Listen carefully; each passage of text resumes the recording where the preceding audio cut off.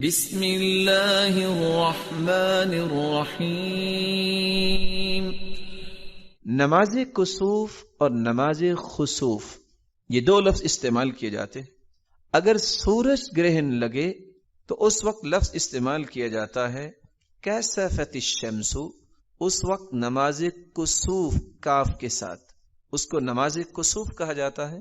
اور جب چاند کی روشنی ختم ہو جائے تو اس کو خسف القمر، چاند گرہن لگنا خاں کے ساتھ لفظ استعمال کیا جاتا ہے۔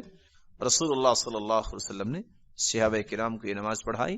صلاۃ الکسوف کا حکم یہ ہے، یہ سنت مؤکدہ ہے، اور بعض علماء نے لکھا ہے کہ یہ واجب ہے، لیکن چونکہ رسول اللہ صلی اللہ علیہ وسلم نے یہ صحابہ کرام کو نماز پڑھائی ہے، اس لیے ایک مسلمان کی ذمہ داری ہے کہ سب سے پہلے جب ایسی کیفیت دیکھے اللہ کی طرف رجوع کرے۔ ادب و آداب یہ ہے، جب ایسی کیفیت انسان کے سامنے پیش ہو جائے اس کو فوراً اللہ سے ڈرنا چاہیے۔ یخوف اللہ بہما عبادہ، اللہ جب ڈرانا چاہتے ہیں تو اس کو اللہ کے سامنے فوراً جھک جانا چاہیے۔ فقال النبی صلی اللہ علیہ وسلم، صحابی بیان کرتے ہیں جب اللہ کے رسول صلی اللہ علیہ وسلم کے زمانے میں سورج گرہن ہوا، فقام النبی فزعا، آپ اتنے پریشان ہو کے کھڑے ہوئے، یخشى ان تکون الساعہ، آپ کو خوف لاحق ہوا کہ شاید قیامت شروع ہونے لگی ہے اور اس کے آثار نظر آئے ہیں۔ رسول اللہ صلی اللہ علیہ وسلم نے اسے فرمایا فافزعوا الى ذکر اللہ، اللہ کے ذکر کی طرف رجوع کرو، ودعائی، اللہ سے دعا کرو، واستغفاری، اور اپنی بخشش کی دعا کرو۔ رسول اللہ صلی اللہ علیہ وسلم نے امت کو دوسرا ادب یہ سکھایا کہ جب اس طرح کی کیفیت آپ صلی اللہ علیہ وسلم کے زمانے میں ہوئی تو اس وقت آپ صلی اللہ علیہ وسلم کو بہت ساری چیزیں دکھائی گئیں۔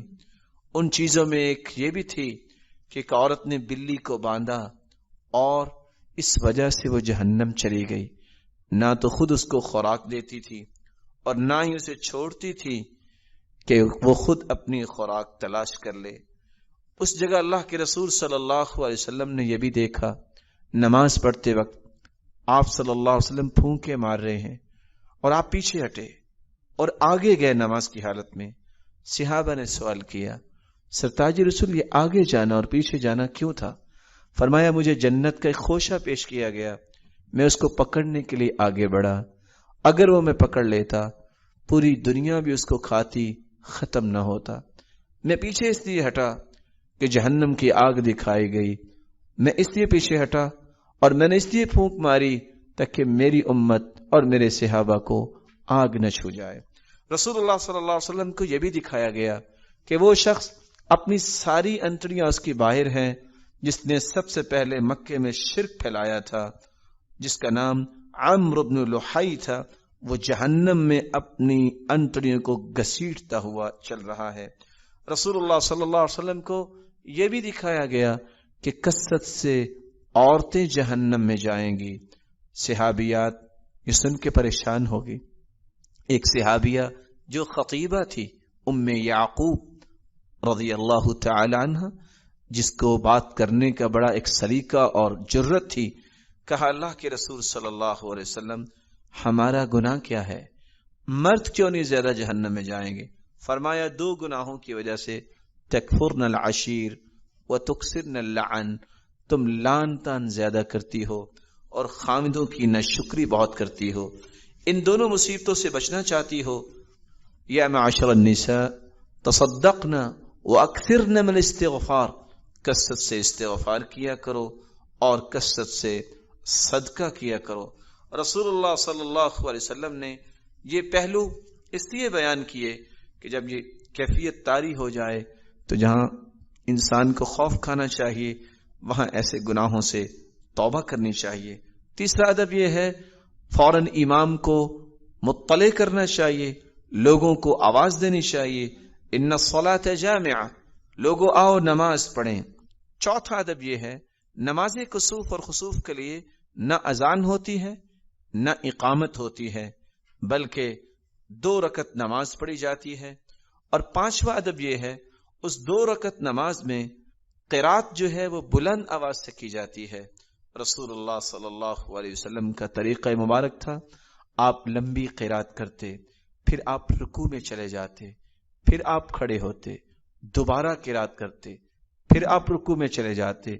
ایک رکعت میں ایک ہی رکوع ہوتا ہے، لیکن نماز کسوف اور نماز خسوف کے اندر 2 رکوع بھی کر سکتے ہیں، 3 رکوع بھی کر سکتے ہیں، کیونکہ لفظ حتی ینجلی، جب تک یہ کیفیت درست نہیں ہو جاتی اس وقت تک یہ قرات کی جاتی ہے. 2 رکعتیں رسول اللہ صلی اللہ علیہ وسلم نے پڑھائیں. اور چھٹا ادب یہ ہے کہ نماز کسوف اور خسوف مسجد میں ادا کرنا جائز ہے.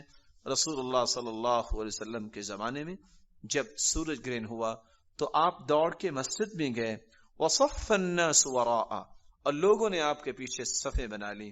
7واں ادب یہ ہے کہ عورتیں بھی یہ نماز پڑھیں گی.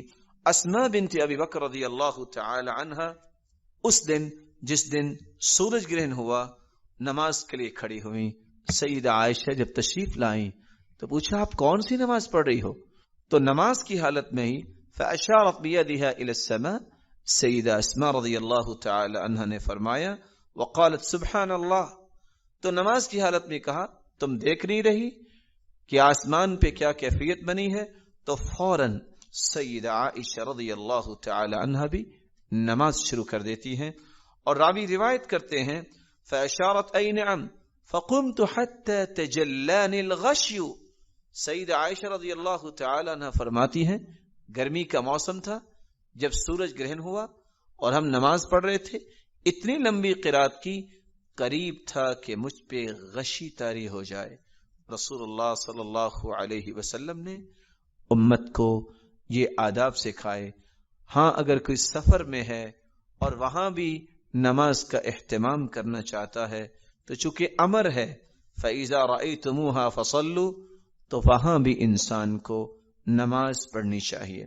رسول اللہ صلی اللہ علیہ وسلم کے فرامین کی روشنی میں ہم یہ کہہ سکتے ہیں جو علماء کرام نے لکھا کہ جب سورج گرہن یا چاند گرہن ہو تو سب سے پہلا کام نماز پڑھی جائے، دوسرا کام اللہ کا ذکر کیا جائے، تیسرا کام اللہ رب العزت سے اپنے گناہوں کی معافی مانگی جائے، اور چوتھا کام وہ گناہ جو رسول اللہ صلی اللہ علیہ وسلم نے جن کی پاداش میں سزاؤں کو دیکھا ہے، ایسے گناہوں سے سچی توبہ کی جائے. رسول اللہ صلی اللہ علیہ وسلم نے صحابہ کرام کو 1 رکوع، 2 رکوع اور 3 اور 4 رکوع کے ساتھ نماز پڑھائی. اللہ رب العزت ہمیں یہ مسائل سمجھنے کی توفیق عطا فرمائے.